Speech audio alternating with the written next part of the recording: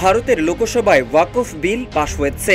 দেশটির মুসলমানদের দান করা ওয়াকফ সম্পত্তির ব্যবস্থাপনা ও বহু বছরের পুরনো পরিচালনা পদ্ধতি সংশোধন করে বিলটি পাশ করা হয়েছে। দেশটির বিরোধী পক্ষ ও মুসলিম সংগঠনগুলো বলছে, এই বিলটি আনাই হয়েছে ভারতের সর্ববৃহৎ সংখ্যালঘু সম্প্রদায়ের সাংবিধানিক অধিকার খর্ব করতে। এবার সেই বিতর্কিত বিলের তীব্র নিন্দা জানালেন জনপ্রিয় ইসলামী বক্তা শায়খ আহমদুল্লাহ। শায়খ আহমদুল্লাহ তার ফেসবুক পোস্টে বলেন, ওয়াকফ সংশোধনী বিলের মাধ্যমে ভারত আবারও প্রমাণ করল তারা নামেই ধর্মনিরপেক্ষ, কাজে সম্পূর্ণ হিন্দুত্ববাদী দেশ।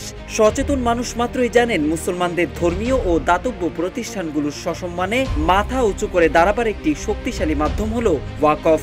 তিনি বলেন, প্রাতিষ্ঠানিক সম্পত্তির দিক থেকে গোটা ভারতবর্ষের তৃতীয় সর্বোচ্চ সম্পত্তির মালিক ভারতীয় ওয়াকফ বোর্ড।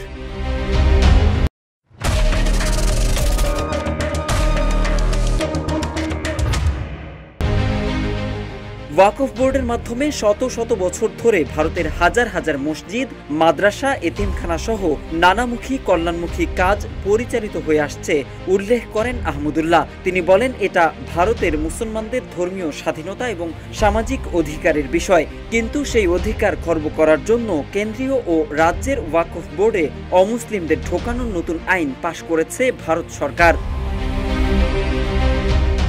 শায়খ আহমদুল্লাহ দাবি করেন, বিতর্কিত এই আইন কার্যকর হলে শত শত বছর ধরে চলে আসা মুসলমানদের ওয়াকফকৃত সম্পত্তি পরিচালনায় হিন্দুদের হস্তক্ষেপের সুযোগ তৈরি হবে। মসজিদ, মাদ্রাসা, এতিমখানা সহ বিভিন্ন ধর্মীয় প্রতিষ্ঠান তাদের স্বকীয়তা ও ঐতিহ্য হারাবে। মুসলমানদের সম্পত্তি হিন্দু কর্তৃক বাজেয়াপ্ত করার সুযোগ তৈরি হবে বলেও মন্তব্য করেন তিনি। শায়খ আহমদুল্লাহ প্রশ্ন রাখেন, ভারতের হিন্দু সম্প্রদায় মন্দির পরিচালনায় মুসলমানদের হস্তক্ষেপ মানবে কিনা? যদি না মানে তবে মুসলমানদের ওয়াকফকৃত ধর্মীয় প্রতিষ্ঠান পরিচালনায় কেন অমুসলিমদের ঢোকানোর পায়তারা চলছে, এ প্রশ্ন রাখেন তিনি। সর্বশেষ তিনি এই আইনের তীব্র বিরোধিতা ও নিন্দা জানান। মোহাম্মদ সাইফুল ইসলাম, ইত্তেফাক।